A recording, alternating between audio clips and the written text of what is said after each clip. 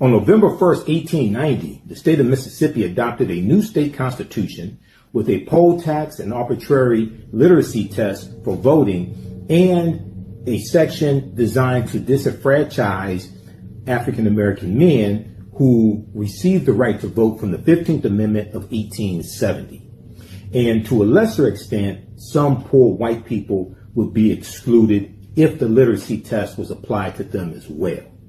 Now, this became known as the Mississippi Plan, and it was adopted by other southern states, especially former Confederate states, after Reconstruction ended in 1877, and it was designed for these white supremacists to take back control of the state legislature and local politics. So on a hot day in August 1890, the delegates gathered at Mississippi's state capital in Jackson, Mississippi, to begin work on a new state constitution. The overriding topic was the quote unquote suffrage question, the suffrage question that meant voting rights. The convention's president was named Saladin Calhoun, and he was a white county judge. He put the voting issue bluntly. He said, quote, "Let's tell the truth if it bursts the bottom of the universe. We came here to exclude the Negro. Nothing short of this will answer," end quote. So this was the expressed purpose of rewriting the state constitution. Now, the picture that you see here is of Senator Hiram Rhodes Revels of the state of Mississippi. And he was the first African American to serve in either the House of Representatives or the U.S. Senate. And he was elected as a U.S. Senator from the state of Mississippi in 1870. So in 1890, at this Mississippi State Convention, delegates eventually adopted a literacy test and a poll tax geared to suppress the African American vote in a state that had a majority population of African Americans. And this is as a result of slavery. And when you study prior to the Great Migration of 1915, 90% of African Americans lived in the southern states. So what Mississippi did became known as the Mississippi Plan and became the model throughout the South. And it was part of a raft of racially oppressive Jim Crow laws that ended Reconstruction. So we see this continuation taking place after Reconstruction ends in 1877. Now, if you read this article from the Washington Post from 2021, it goes on to say that President Joe Biden said that attacks from Georgia, from the new Georgia voting law, Senate Bill 2021, he called those attacks Jim Crow. President Joe Biden and others warned that Jim Crow-style disenfranchisement is resurfacing in efforts by Republican state legislatures in Georgia, Texas, and other states to restrict voting. Now, this is in 2021, after Joe Biden becomes president, that he says this. Now, the moves are in response to the moves at the time in 2021, rewriting the voting rights laws in these various southern states. The moves are in response to former President Donald Trump's false claims of widespread voter fraud in the November 2020 presidential election. Republican Governor Brian Kemp denies Georgia's new law is discriminatory, but many will disproportionately be affected across areas where large turnouts of African American voters in 2020 helped Joe Biden and Kamala Harris become vice president and Joe Biden become president, as well as two Democratic senators win from the state of Georgia as well, Senator Raphael Warnock and Senator John Ossoff. Now, the new state constitution of 1890 that was adopted November 1st, 1890, this day in history, November 1st, 1890, the new constitution was a nail in the coffin for Mississippi Reconstruction and a win for voter suppression. It brought an end to the period of democratic, with a small d, democratic progress that followed the U.S. Civil War, when African Americans were the majority of eligible voters in the state of Mississippi. Now, the Civil War is 1861 to 1865. The Zen Education Project has a good article dealing with this. November 1st, 1890, Mississippi adopts a new constitution. And they cite historian James Loewen, who wrote the book Lies My Teacher Told Me.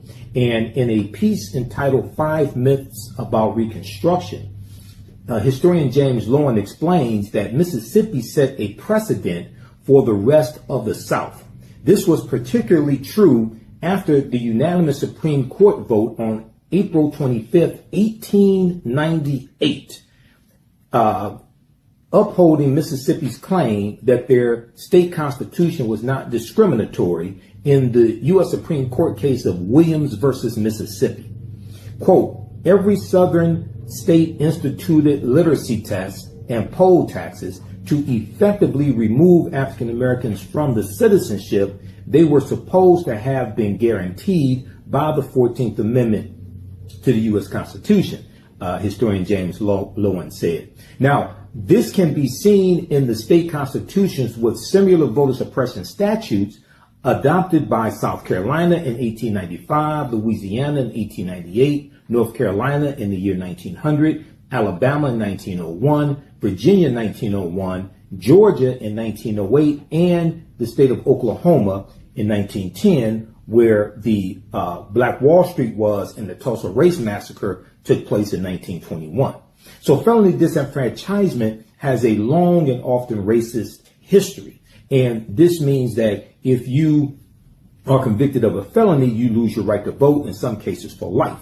In the case of Mississippi, Section 241 of Mississippi's new state constitution, you lost your right to vote for life if you were convicted of a felony. And they expanded the number of crimes that were classified as a felony, and they chose crimes that they felt African American men were more predisposed to commit.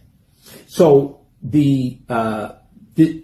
this permanently barred you from being able to vote for life when this was amended in 1890. Now, supporters of the amendment stated openly that their goal was to keep black men away from the ballot box.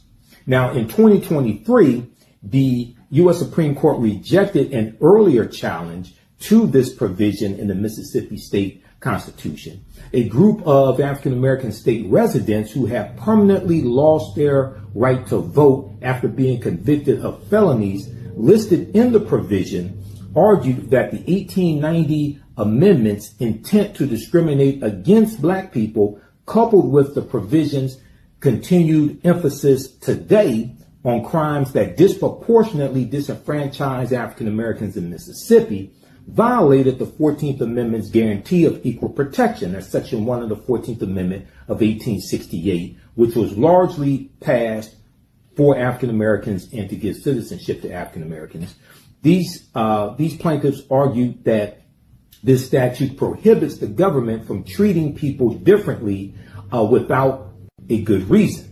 Now, Justice Ketanji Brown Jackson, the first African American female on the U.S. Supreme Court, in an opinion joined by Justice Sonia Sotomayor, criticized the U.S. Supreme Court for refusing to take up the case the day after it struck down affirmative action in higher education in 2023. So you can read more about this at the Washington Post, Zen Education Project, and SCOTUS blog. I'm historian and national political commentator Michael Imhotep, founder of the African History Network, host of the African History Network show. Follow me on Facebook and fan base at the African History Network, and also my personal Facebook page, Michael Imhotep, IMHOTEP, as well as on YouTube and on Instagram at Michael Imhotep. Visit my website, AfricanHistoryNetwork.com, AfricanHistoryNetwork.com. You can register for my new online history class, my 10-week online history class, Ancient African Empires, the Moors, and the Transatlantic Slave Trade, 5000 BC to 1800 AD. Class number 1 starts Sunday, November 9th, 2025, 4 p.m. Eastern Standard Time. We do the sessions live. All the sessions are archived and recorded. You can go back and watch it anytime. And watch me Fridays, 6 p.m. to 8 p.m. Eastern Standard Time on Roland Martin Unfiltered on the Black Star Network, and watch on Roland Martin's YouTube channel. And be sure to listen to the African History Network show Sundays 9 p.m. to 11 p.m. Eastern Standard Time. Watch me on my social media platforms. Remember, right now it's correct wrong behavior. It's not over till we win. Wakanda forever. And this is an example of how elections have consequences. We'll talk to you next time. Peace. Also, you can support the African History Network through PayPal and Cash App. We have the information right on the homepage of my website. If you scroll down, $ the AHN show through Cash App and through PayPal, paypal.me/the AHN show. This is our Cash App. Tag $ the AHN show, SHOW. When you go to it, it'll say Michael and show my picture there.